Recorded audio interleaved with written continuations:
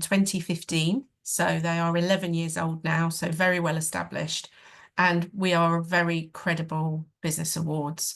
So if you get one of our trophies, you know that you've deserved to get it, and it's a proper judging process. So the things that I think people struggle with most are thinking about which categories to enter and also understanding how to answer questions for award entries. So this is what this session is focused on. So the first thing I want to talk about is categories. Now we have 19 categories this year, and most years we've had a similar number. Some years we might have 20, some years it's been 18. It does vary, and we do try and change it around a little bit each year. And the reason for that is because obviously there are so many industries out there that we can't recognise every industry every year.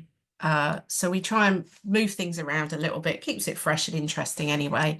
But there are some of our categories that we've had since the start and we will continue to have. So I'm going to talk you through what we've got this year. I've put all the industry specific categories on the left-hand side in black. Okay, so going from the top, you've got marketing and PR, which is what it says on the tin. Anyone who is in the marketing or PR industry, that is the category for you. Coaching, which could be life coaching, business coaching. And if you describe yourself, there's been in recent years a lot of terminology around coaching. So people might call themselves a productivity coach, or they might be a money coach. That would also be the category for you as well. So if you describe yourself as a coach, that's your category. If you're not sure, then obviously ring us and ask, and we can then, go through what we think. The next category is recruitment, which we brought back this year. So we bring recruitment back in every 2 or 3 years, because we know there's a lot of women out there running businesses in recruitment, and it's nice to highlight them. So that's back this year. The best creative category, now that could be somebody who's creating, it could be graphic designer, it could be somebody who's making something, it could be a photographer. So there are a number of different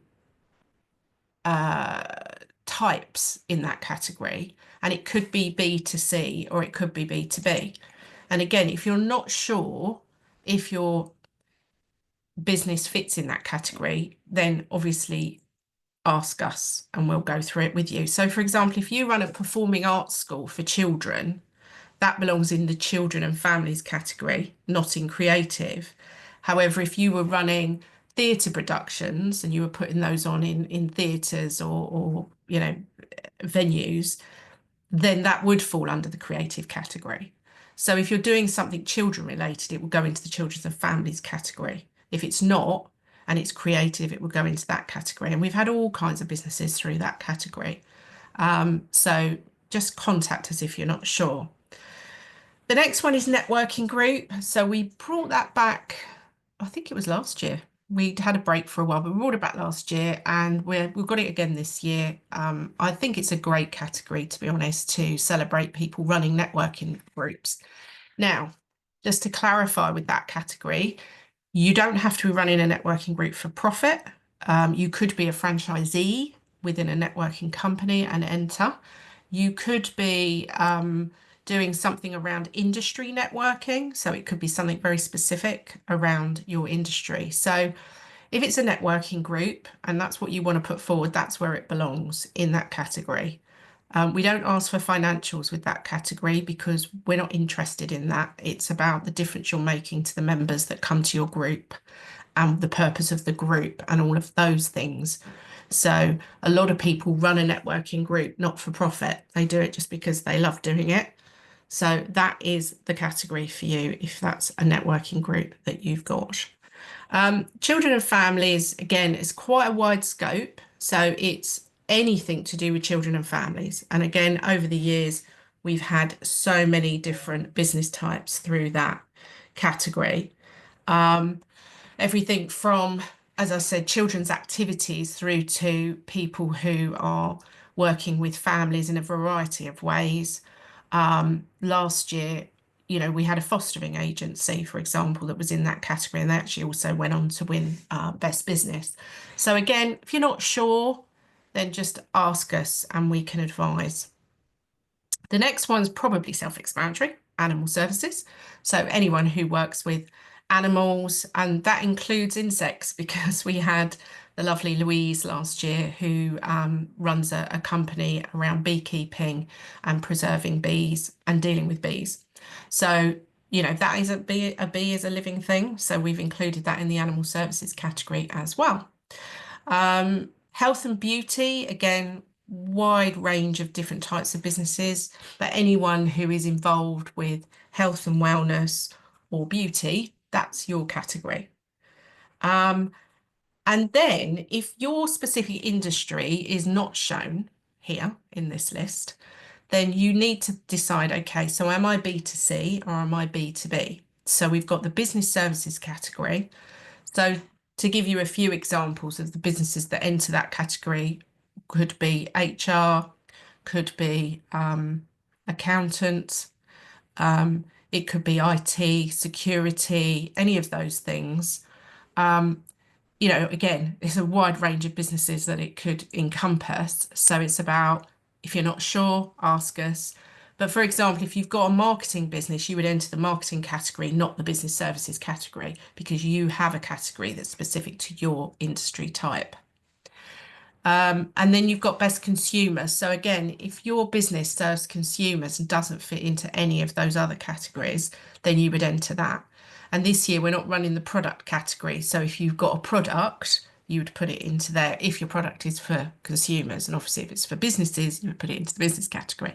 But most of the time the products tend to be for B2C that we've had over the years.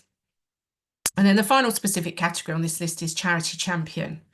And a charity champion category is open to founders, and this is where we've had a bit of confusion over the years, founders of registered charities and CICs.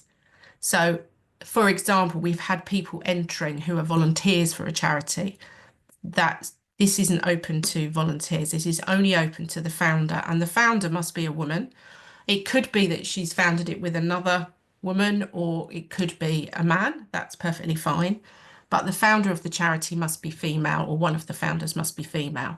So that's really important. And they have to be registered as a charity or a CIC. They can't be just a project. I'm not saying just a project. I don't want to devalue projects, but a project that's running that's not registered is not eligible for this category.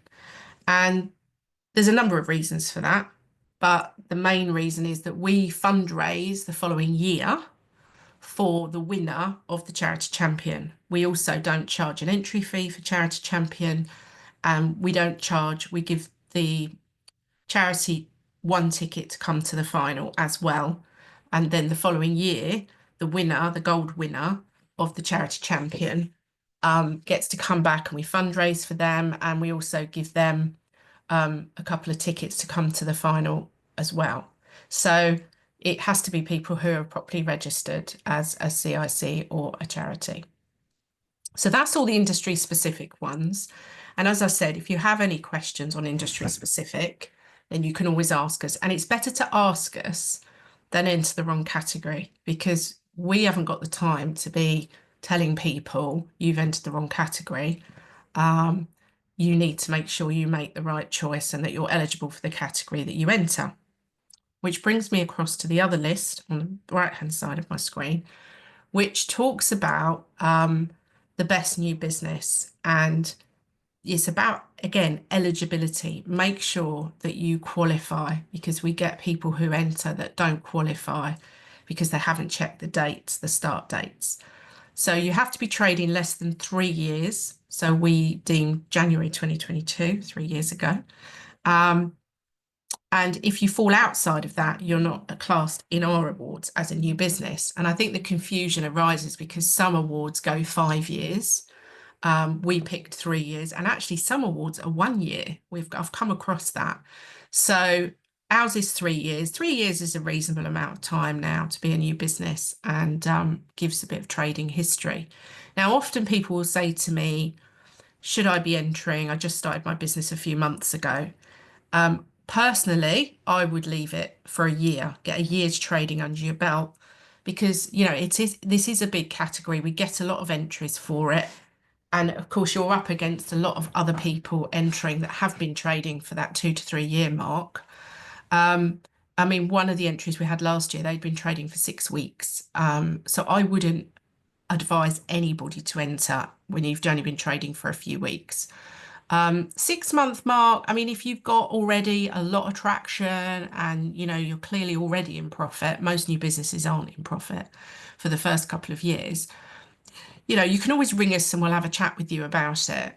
But I personally would say a year, 18 months is a good benchmark for entering this category. And you do need to be within that time limit. So the next general categories we've got are best customer service.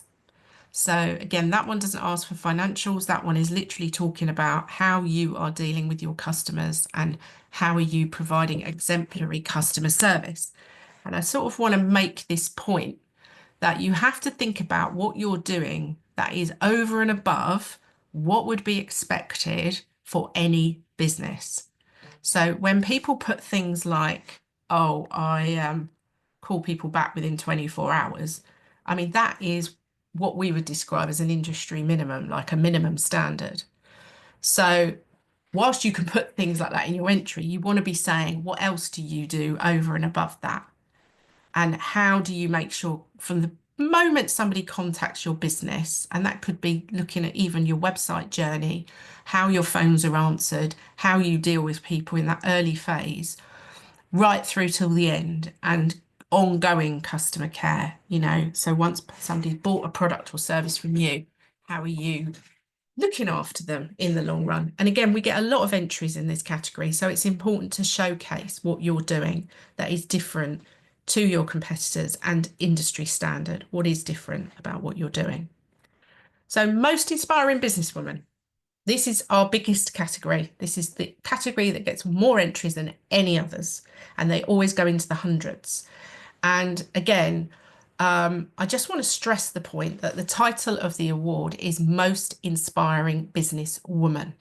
So we are looking for people who are inspirational in their industry. So they are people that have gone the extra mile in their industry. They are what we would describe as trailblazers in their industry. They might be innovators. They're giving back. They're doing stuff that actually makes them really award worthy. This category isn't about things like overcoming cancer on your business journey. And I'm not saying that that's not a terrible thing to go through, because it is. But, we get a lot of things put into entries for this category that bring a lot of personal elements into it. And actually, what we're looking for, this is about your business. This is about what you've done with it and what you've contributed to your industry and your wider community, rather than focusing on overcoming personal challenges. And I'm not saying that, that isn't award worthy, but this award is around that. That is the focus of it. And we've had some incredible women that have won this award over the years, and I can say hand on heart, they are all incredibly inspiring, both the silver and the gold winners. It's always a very difficult category, if you like, to have a gold winner for this, because every single woman who stands there on the stage, they're all worthy, which is why we give awards to everybody, because I feel very strongly that people should be recognised for what they've achieved and what they've gone through. But, Most Inspiring Businesswoman is a lovely title to have. It's such a prestigious title. So it is focused on business achievements. Best business, you've got to be trading for at least 5 years. Again, we have that kind of benchmark because you'll probably know the statistics. It's around, I think it's 95 to 98% of people will run their business down and shut it within 5 years. I mean, that's a statistic. I think it's around 95, 98%. So anyone who gets over that 5 year mark, yay. And, we want to recognise businesses that have been around for more than 5 years. I would say on average, the winners of the Best Business Award tend to be people who have been running their business longer than that, 7 to 10 years. However, we've had people that have got really good businesses that have won awards at that 5-year mark. So that's our benchmark, is 5 years. The next one is best green business. So that could be a business that is applying green policies, and there are very specific questions in that category to do with green business policies. Or it can be a business that's in the green sector that is championing green initiatives. So that's what that category is aimed at. And again, it's about reading the questions and understanding exactly what the judges are asking, because the judge that actually set those questions is Sharon Gaffney from Verdi Business Solutions. So she's a green expert. She knows what she's talking about. So you need to know things like your carbon footprint and all of that sort of stuff. Best solopreneur. We brought this in a few years ago now, probably about 3 years ago, because we really wanted to showcase people running a business on their own, and kind of, it's tough running it by yourself. And it's been great seeing the women that have come through that category. So if you're a limited company, you're not eligible for that award. So it's about solopreneur, that fight of pushing yourself forward on your own and running a successful business for yourself. So partnerships as well aren't eligible for that category either. Obviously, the title says that. And the new one for this year, which has morphed out of our Businesswoman of the Decade from last year. So we ran Businesswoman of the Decade to celebrate 10 years of the Best Businesswomen Awards last year, which was aimed at any female entrepreneur that had run a business for longer than 10 years. And we thought, well, what we'll do this year, we had a tremendous response to the category last year. There are so many women clearly who have been running businesses longer than 10 years. So we decided to morph it into a Lifetime Achievement Award for this year. So that's going to be aimed at women who've been running a business a long time, longer than 10 years. And again, comes back to contributing to their industry. What have they done? It's slightly different to Most Inspiring, in as much as I would expect the women that are shortlisted and then go on to be silver and gold winners in this category to have been running a business for an awful long time and be big contributors to their industry as well in some way, shape or form. So again, if you're not sure if you might qualify for that, we're happy to have a chat with you and talk it over.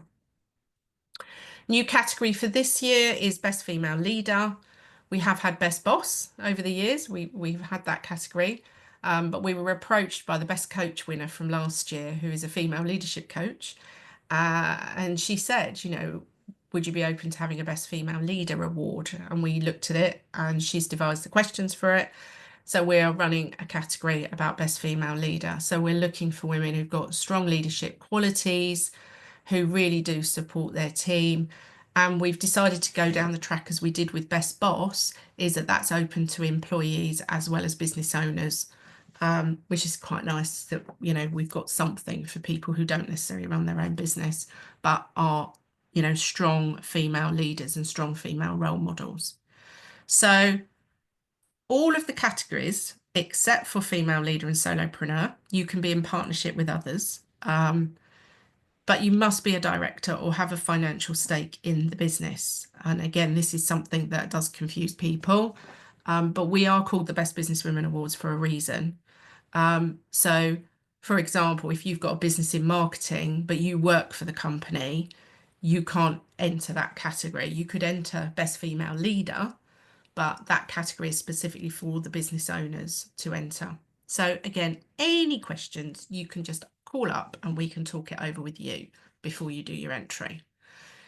You can only enter up to 2 categories. We played with different ideas over the years, but we settled on 2 categories a few years ago, and that's what we do. So, you could pick an industry specific category and you could pick one of the general categories. But it's actually up to you. We have people that enter, for example, Best Business, and they'll also enter Best Customer Service, because their goal might be different to somebody else who wants more recognition in their industry. So it's about you understanding what it is that you want to gain from the awards and really picking a category or 2 that align with your goals and your mission of your business. So that's our categories. Let me just go on to my next slide. So it comes back to the decision I just mentioned about being aligned with your goals, and what do you want to be known for? You know, if you want to raise your bar in your industry and be known as an industry expert, you might want to go for industry. But, you know, you might think, well, actually, in my industry, having an award for customer service is more important. Or you might be deciding to go down the track of writing a book or being a speaker or doing other activities within your business and your industry. So therefore, you might want to be known as the most inspiring businesswoman. So you have to come back to that question of why you want to win an award and what you want to be known for. So that's where the decision lies. And obviously, you know, there's a bit of work around that decision before you just start doing your entry. So once you've kind of got the clarity on which categories you're entering, then you start the process of writing your award entry. Now, I'm going to give you a bit of a background about me because I think this is important for you to understand where I'm coming from. You know, I haven't suddenly made up this formula. I won my first business award back in 2012 with the FSB. And the very first time I ever entered a business award, I didn't win. And I didn't even get shortlisted. And I think it was because I missed out so much critical information. And when I went and entered the next year, I did a brainstorm about everything that I'd done and all of the aspects of my business. And so over the years, I've refined that process, and I'm going to send you the brainstorm document after this call so you can go through it yourself. Because actually, if you've never entered awards before, this is essential. And if you have entered awards and maybe, you know, you've been a finalist or you've entered, but you've not been selected, you know, maybe it's time to sit back and do a bit of a review and do a brainstorm exercise and really think about all of the different areas of your business. And this is what the document will do. And obviously, we've only got an hour to talk about this. So I wasn't going to spend an hour talking about the brainstorm document. So I'm going to send it to you because it's self-explanatory. You just go through a series of questions and it will help you dump all that information either onto a piece of paper or onto your desktop and sit and think about all the stuff that you've done. Then you need to go and look at the questions to the categories that you've selected. And then you can go, right, can I answer all of these questions? Have I got enough evidence? Have I got the information that we're going to need? And sometimes people change their minds when they look at the questions because they think, oh, actually, maybe that's not the right category for me. But once you've settled and you're going to go through those questions and you're going to sit down, I think pen and paper sometimes is the best way, but that's just me. Jot down the answers in note form to the questions in a really rough format. And then when you start to put your answers together, formulate them on a Word document. Do not type them into the entry form on the website for the first time. You know, there are so many uses that you're going to make of this award entry document. This is not just for my awards. This could be for any awards for a start point. Secondly, you're going to want to read it and reread it, and you might want to ask somebody else to read it. And you just want to get all of that information in there because I guarantee you'll write it and then you'll come back to it a few days later and think, oh, yeah, I didn't put that in and I didn't put this in. So by writing it on a Word document, you will have the ability to be able to add things. You know, we deal with hundreds of award entries every single year, and I will guarantee you there are people every single year who ring us and say, oh, I submitted my award entry last week and I've realised I've missed this out and I've not put that in. Now, if it's within plenty of time before the deadline, we say to people, okay, well, we can cancel that entry off the system and you can resubmit. So we would give you a refund on your entry fee and you'd resubmit it. But, you know, if it's in the last day, there's nothing we can do because we are trying to deal with everybody submitting at the last minute. And once the deadline has passed, we cannot tamper with those entries. We cannot start deleting things and letting you resubmit stuff. So in my opinion, you have to get it right, ideally the first time. We always get people that will do this every single year, but don't be one of those people. Make sure that you get this entry organised. And if you've got it saved on a Word document and you start copying and pasting it into our website to submit it, and your Wi-Fi goes down or something happens, whilst you're doing it, you have got that document. And there is no, question about that. You've got it, it's there. So please don't do it straight into the website. People ignore this advice every year. And yeah, don't be that person. So let's talk about the brainstorm, which I'm going to send you. I'm not going to go on too much about this.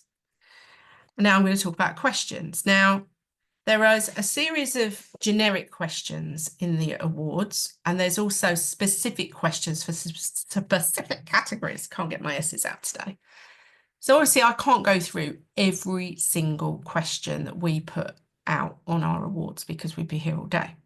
So what I've picked is the more generic category questions, which hopefully we'll go through these and this will help you.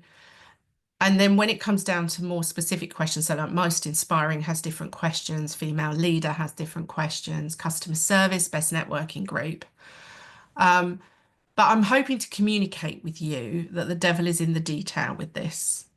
And it's about setting some time aside to sit and do it properly. And really, as I said in the earlier slides, really thinking about all of the aspects of your business and your achievements and what you've done and the difference you make. And if you need help with any specific questions, we can't write the questions for you, but we can definitely give you advice. So if you're not sure what to include, you can pick up the phone or email us and ask us. We're happy to go, no, that's not relevant, don't put that in, or yes, you should be adding it. We're happy to give you advice, again, up to a few days before close. I mean, once we're getting towards the close date, we get inundated with all kinds of phone calls. So it becomes more difficult. But certainly if it's in the next few weeks, have a look and ask us any questions about the questions. So the first thing I want to get across is always stick to the word count. Now, if you're asked for 250 words and you put 50, you've what we call under-answered the question. I mean, 200 words is fine. If you feel when you read it back that you've really given enough detail and you've got everything across that you want to say, then that's fine. But generally, 1 or 2 sentences when we're asking for 250 words is not going to be enough. You won't have given the judges enough information to go on. So the first question is about your business. And so if you think of this as setting the scene to the judges. So at this point, you are saying, look, this is my business. This is what we do. This is the services or products that we do. And, you might want to get in something about what made you start the business. What research did you do? Especially if you're applying for the new business category, you should be definitely sharing that. And what kind of clients that you work with.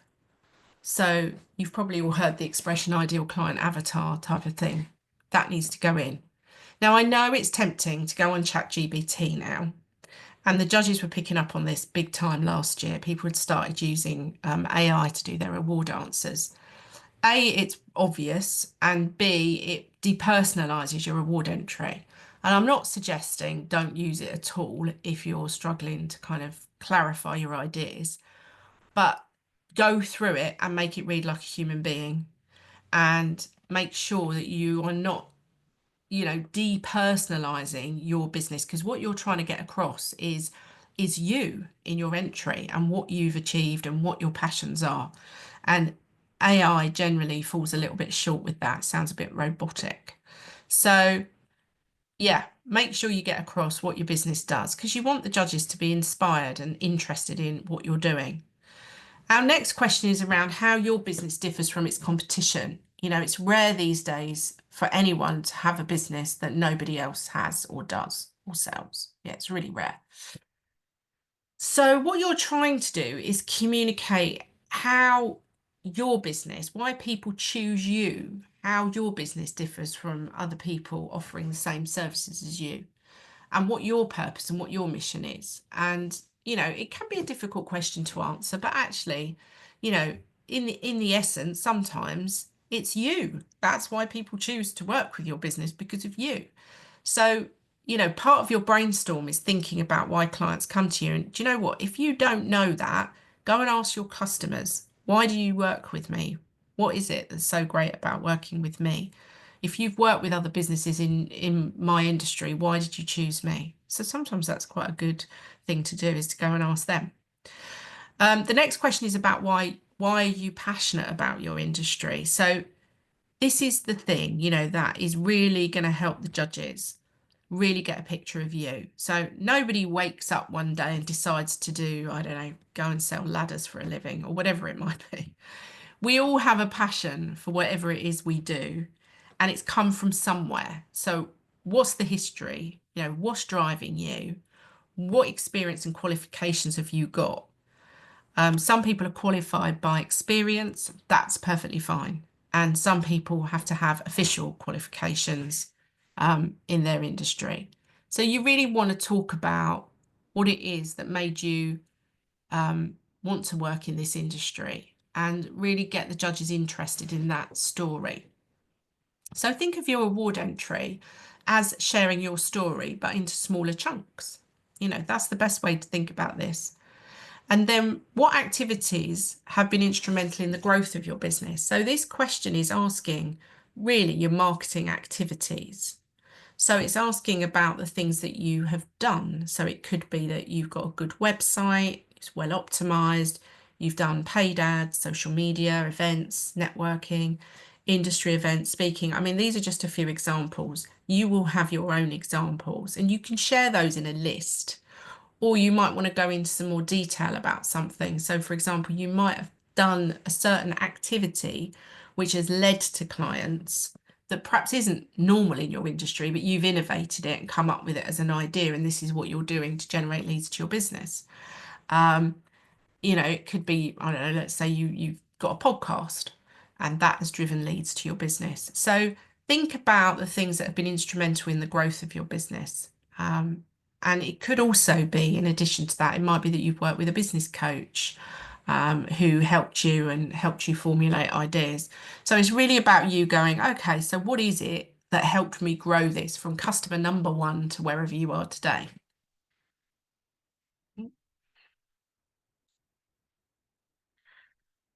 So our next question revolves around customer service. How do you deliver great customer service? So I sort of talked about this a little bit at the beginning. What is it that you do that your competitors don't? And how do you manage clients if things go wrong? Sometimes sharing retention numbers can be quite good, but it does depend on your business because some of you will have businesses, sorry, some of you will have businesses where customers only use you once for whatever reason. And some of you will have people that you have to have retained customers in order to keep your business powering forwards. So this answer will depend on what it is that you're doing. But useful sometimes to include a customer survey. So you can do those free actually on sites like MailChimp and SurveyMonkey. Send them out, get the feedback, and you can put that into a copy of that into your award entry. If you are entering best customer service, there are very specific questions to that category. But generally for all of our other categories, we're looking for people who do look after their customers and do care about their customers. Because it's part of being a best businesswoman. So the next question is about coping with challenges in your business. Every single business faces a challenge or two or three. And how do you find your way through? So we've given a couple of examples here. You might have expanded the business, you might have worked with a business coach, you might have get some more marketing support, you might have taken on staff, you might have other advice, support or funding. I mean, it could be anything. There's so many things that apply to this category. So it's going to be individual to you, but it's really thinking about the challenges that come up. It could be an industry challenge that's happened. We're not interested in stuff to do with the pandemic anymore. It was 5 years ago. We noticed people were still bringing things into their entries last year. When we talked to the judges after the judging, they were saying, for goodness sake, the pandemic is not something we want to hear people talking about now. So think about the challenges over the past year. The next question is, what does your business do to give back to others? So we brought this question in a few years ago because I'm very passionate about supporting charities, projects, etc. And I was quite shocked when I was sort of speaking to different people in business, and a lot of them weren't doing anything. And I was thinking, we all have a duty to do something as business owners. And I brought this question in specifically because I wanted to encourage people to be doing something to help others. So it could be pro bono work. So it could be that you offer your services to a charity or a project for free, or a school. It could be a community project that you've helped out or worked on or started. It could be charity work that you do. You might have a charity of the year. It could be mentoring somebody in your industry, or, graduates that have come out of uni. Could be that you're a school governor or your PTA, member. It could be that you've done fundraising events, or you've sponsored events. But the key with this question is to be specific, because every year people would put things like, we do a lot in our community to help others. And they don't say what it is they've done, and they don't provide any evidence. So, you're going to get points for that. Each question carries points. So my advice is to be very clear on what it is that you've done, focusing probably in the last 12 months. I mean, it could be longer depending on the relevance, but really probably focusing on the last 12 months, and really be specific about what you've done. You've got 250 words, and get some evidence from whoever it was that you did that work for that you can put in your entry to prove what you've done. So really important, that one. Financials. This is obviously the one that a lot of people get very irritated when we ask for financials. Like, why have I got to give my financials? Because, it's the only way the judges know that you've got a viable business. I mean, that's my fundamental answer. And we're not asking for like minute financial details. We're asking for your overall trend in your sales, your turnover, and your profit. Okay. So a copy of your previous year's trading. If you've got an accountant, they will give you a summary which you can put in, or you can get a printout if you use an online accounting system. You get marks for putting the information in, but you're not scored on the amount of money you're making. They're not interested in that. They're interested that you've just got a viable business that pays you a wage at least. Obviously, if you're a startup business, they're looking really for some projections here. So, what's the business likely to turn over in the next 5 years? So your forecast is quite important for a new business category, and that's what they're looking. If you don't include anything, or you do what some people do, and every year people do this to us, they upload a blank sheet of paper under that question and think that they're going to get through, and they're not. I'd never put an entry in front of our judging panel where somebody's uploaded a blank sheet of paper and put my financials are private. If you feel like that, then these are the wrong awards for you. These are a properly judged business competition. And they're not going through your finances in fine detail. It's just to verify that it is a viable business. And I think I've already mentioned we don't ask for them for customer service, and we don't ask for them for best networking group. And then share your business achievements over the past year. So this sort of condenses what it is that's kind of made you swell with pride over the past year. And again, that's going to be individual to you. So it's about thinking around, oh, I got selected. Maybe you got selected to be one of the F Entrepreneur 100, for example, or you entered Small Business 100 and you got that, or you got some press, or you got picked to speak on a big stage. I mean, it could be anything. And it'll be individual to you. So one person's achievements aren't going to be comparable to somebody else's because it's about your journey. It could be that you managed to get through a really difficult challenge, and that your business is now, got more customers, more turnover. There could be anything. And again, it's personal to you. So we just want to hear from you what you think your achievements have been. We don't ask questions like, why should you win? Because I think at the end of the day, we're just putting all of this information together, and each question is judged by our panel, and I'll talk a bit more about the judging in a minute. And when you're talking about your achievements, it isn't bragging. It's just saying, look, this is what I feel I've achieved over the last year. And we are really focused on the last 12 months. I mean, 18 months, probably you could stretch it, but 12 months ideally. So the final thing you need to put in is your business bio. Now that is 50 words. You don't get scored on your bio, but your bio, if you are selected, will be used in our program.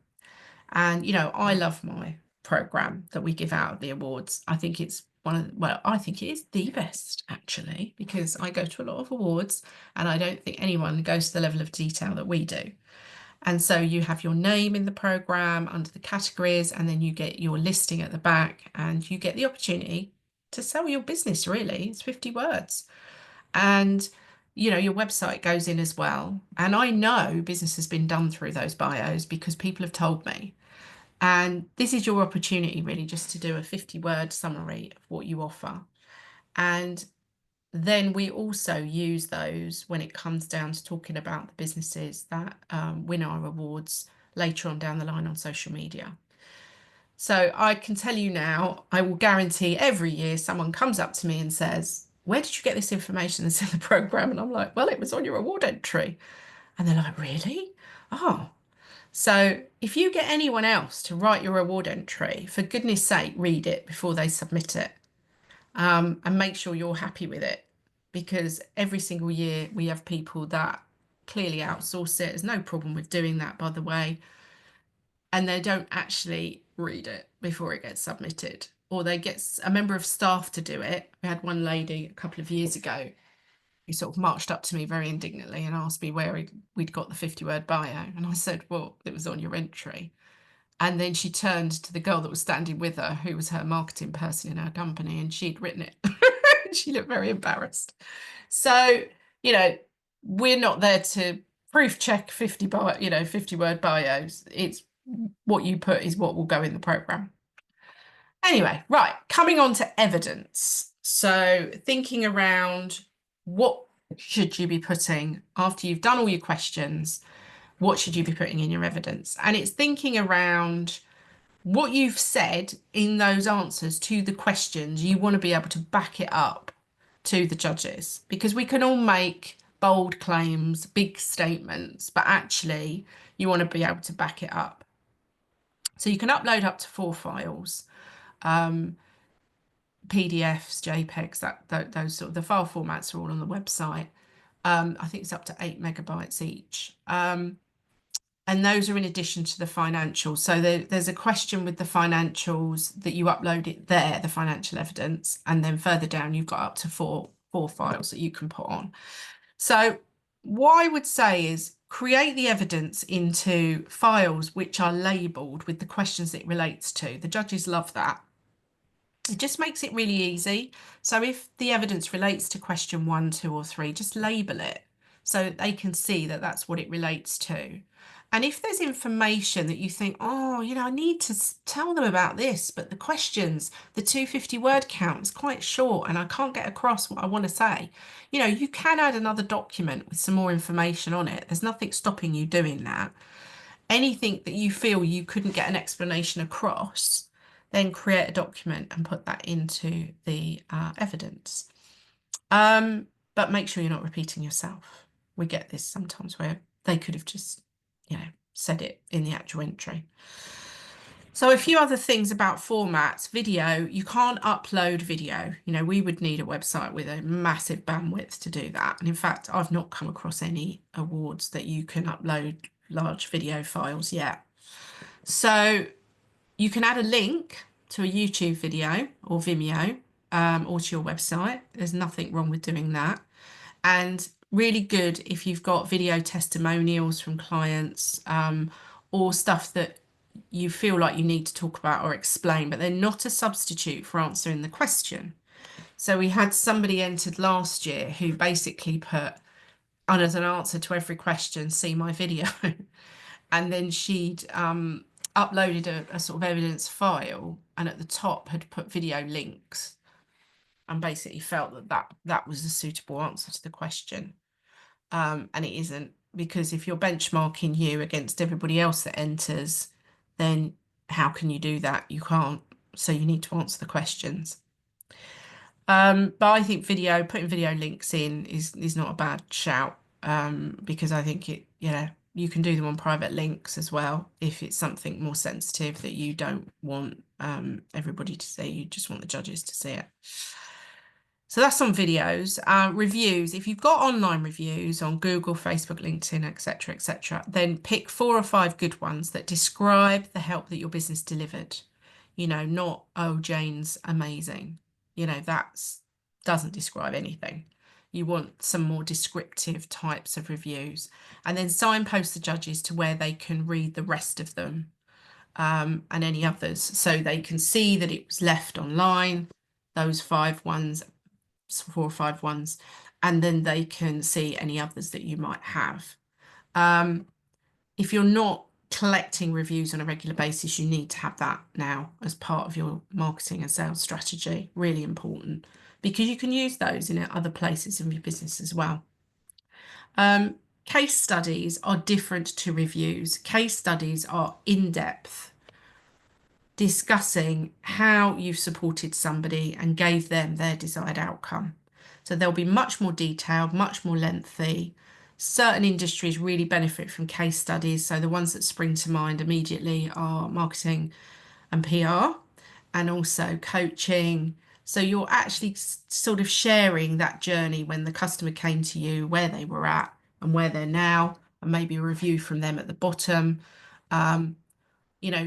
These will get you extra points from the judges. Things like this make a big difference, and really showcasing what you've done with people, what the difference is that you've made. If you've supported a charity or project or industry, you could share an email from them confirming what you've done and your contribution, and maybe, what difference that's made. If you're including photos, make sure they're relevant. And maybe arrange them into a file, like Canva's quite good for doing that, or Adobe Express, and explain the relevance. So don't just put photos in for photo's sake. We don't ask you to upload a headshot either. So,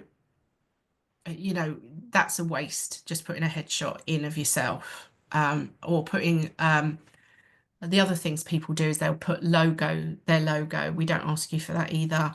And we don't ask you for logos of awards that you've won. And people do that. They'll upload that, and that's not. You could arrange a file and have different logos and explain the relevance of different awards that you might have won, or potentially if you've got a recognition mark for something.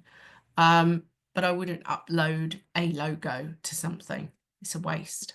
You want this to be an enriching information pack, if you like, for want of a better description, about your business and the stuff that you've achieved. If you've had any press, so you've had an article in a magazine or a newspaper, you could pop that in as well. That's also quite good evidence to show that you're proactive and that you're getting PR. And some people illustrate some of the points they're trying to make with graphs or charts or infographics. So one example I've seen, things like customer growth, for example. There can be a variety of different things you can do with those. Be creative, because at the end of the day, you want your business to shine. You want to stand out. The overriding piece of advice I'm going to give to all of you is always make it easy for judges. The judges from our awards are really accomplished business owners. Many have been judging our awards and others for years. So here's a few things to make it stand out. So make the submission interesting for them to read. Don't confuse them with jargon or facts and figures which do not make sense, because they will pick up on that. Always be honest and don't embellish things or bring personal circumstances into your entry unless they have direct relevance to your business. Don't use generic statements. So these sorts of things you do not want to be writing in an award entry. I've already spoken about we support a number of charities. Don't do that. Be specific. We know we are the best in our industry, but how do you know that? Our customer service is outstanding. But why? And I have faced many challenges, but have overcome them. Well, what were they and how did you do that? I'm a passionate leader and I work hard to inspire my team. How and why do you do that? So these statements we see every single year in award entries, and they just don't go into any detail and think that that's going to be enough, and it isn't. So you want to use the word count to get your point across. Don't waste words repeating the question in the answer. So formulate your answer. So it's answering the question, not repeating it. So our judging system is we have 25, I think actually this year we've got 26 judges, all from a variety of business backgrounds, huge variety. And all judges get training and an information pack on each category, and they all sign an NDA. And I've never had a problem in 10 years of anyone leaking information or sharing information, because I handpick the very best people to do this. Each entry is seen by 3 judges independently who score the answer to each question, and then the information supplied in the question and the evidence. So they're looking at the context of each answer and whether that question is being answered properly. And they're looking at the evidence provided to each question. And then in addition, they can award up to 10 wow points to one person in that category that they're judging, only one. So you need to be standing out at the top, because these wow points make all the difference. And that generally is the points that kind of edge somebody to the gold, or can make the difference between 2 people, you know, at the top, and somebody's got more wow points than the other one, then the person with the most is going to win. So really think about the wow factor on your entry and make your business and your entry really stand out. Obviously, it's all subjective, isn't it? Because it's based on the view of each judge. But because we have 3 judges judging independently, so the judges don't know who else has got the categories that they've got. And we do this for a reason, because we don't want people having a conflab and being able to influence somebody else's decision. You know, that is not fair, in my opinion. It's a fair process because 3 judges look at it independently, and we always find in every category that the same people rise to the top, and these judges don't know who's got the other categories. And we've been doing this long enough to know. And, you know, and I've sat on panels myself, judging panels where people sit there and have a discussion, and you can easily get swayed by somebody else's view. So I think it's important, the independent side of it. Then if we do get a tie at the top, then Roma, our head judge, will have a look at it and make a decision about which person out of that 2 gets the gold. So we recognise all our finalists become either a silver winner or a gold winner, which is quite unique still in the awards industry. I'm hoping other awards will follow suit and start giving more recognition to people who are finalists. But actually, we only shortlist around between 100 and 120 people every year. Therefore, it's a mark of quality and recognition that you get a silver or a gold award. Obviously, everyone wants the gold. I get that. But it's nice to be able to go home with an award at the end of the night and feel that you've been recognised for everything you've done. Obviously, some categories will have more finalists than others, simply because you've got some categories are getting far more entrants than others. Some industries are more niche. Like, we're not running the STEM category this year, but when we do run that, that tends to be only a handful of people get shortlisted, because we don't get the same number of entries as we do for something like children and families, where there's far more women working in those industries than STEM.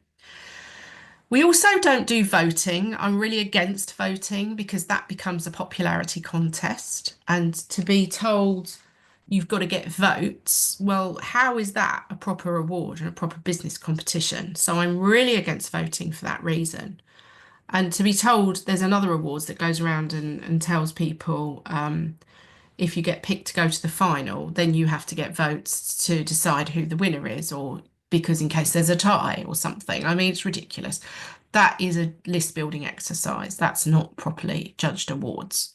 And interviews, yeah, I think interviews are a great idea. However, the practicality of trying to get the judges and the entrants together on the same day when the judges are already giving up so much of their time to do the judging properly, I felt is a step too far. And, you know, I believe people can get across everything in their entry. We've been doing it this way for 10 years. So I have no plans to bring in another level of, you know, interrogation in this process. So just get everything into that entry and answer those questions properly. So just go through quickly a bit of a planner. So, you know, when you're going into answering these questions, my advice is to maybe break it down so you're not doing it all in one go. And you've got 3 months to get your entry into us. We never ever extend our awards. We never will. Because again, you know, we launch in February, so people have got plenty of time. And it doesn't matter what the excuse is, it will not be considered after the deadline, which is at 5 o'clock on the 10th of June. You know, it is closed after that. So we continue to get calls normally for a week after the closing date. I would say most years we get 20 to 30 phone calls from people wanting to submit and asking me why the website is shut. So if you follow a pattern of writing your answers to the questions in a draft form, start putting your evidence together and recheck everything and get someone else to have a look at it as well. Really proof check it and make sure it all makes sense. And then ideally, you really want to work towards the 3rd of June as a deadline, which is the week before our deadline, because there's nothing worse than trying to do everything last minute. And build it into your diary, diarise some dates to work on your entry. You might be somebody that benefits from just sitting down, blocking off half a day, getting it done. Or you might be somebody that thinks, right, okay, I'm going to tackle 2 or 3 questions and then come back to it and do the rest. You know, what I would say to you is I have designed this to be a hard competition, right? But nothing worth having is easy. And if you can get our entry and get to our final, you will be able to use that information for other awards that are probably a bit easier than ours to get to. You know, we are not a bums on seats awards. We are all about the quality in the room. And you need to spend some time formulating your answers. And it is no different to putting together a business proposal that you might do in the course of your business, or when you set up your business and did your business plan and all of that sort of thing. So you need to really set aside the time in which to do it and to do it properly and to give it the justice it deserves. So saving the entries on our site, I just want to quickly talk about this because I actually had somebody who contacted me at the weekend who had started their entry on our website and hadn't saved it.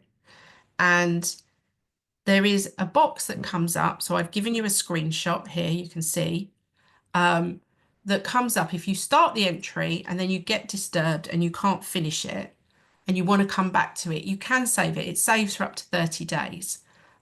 You can put in your email address and it will email you the link, or you need to copy and paste this link. I've blocked out that bit, by the way, so you can't see what entry that related to. But that's the link there. And you would copy and paste that link, or you put in your email address and it'll email it to you. But the link does expire after 30 days and we cannot retrieve it. And we also cannot go in and retrieve an uncompleted entry. And that's because, again, it's a secure server and we can't tamper with anything. So I know you might think, oh, that's so annoying. But websites that are allowing you going back in and out without anything security wise is a risk because you're putting your personal data and information in. And we've made it so that you know, it's as secure as it can possibly be, because that to us is really important. So that's why we have that. Just want to run through why entries don't make the final, just a few things. And the number one thing is that people don't answer the questions properly, and it's a lack of detail. And every year we see people who have copied and pasted answers that clearly were meant for different awards, not ours, thinking that will be enough. Or they're very short, like I mentioned earlier, they don't give enough detail. That is the problem generally. It's not that you've got a terrible business, it's that the answers to the questions aren't correct. And lack of evidence is another one. Repeating yourself in more than one question. You know, the questions have been designed. There is no way you should be saying the same thing in each question. So if you do find you have repeated yourself, take it out of one of the questions. Don't waste word count repeating yourself. Wrong category is another one. People haven't read what I mentioned at the very beginning about category specifications.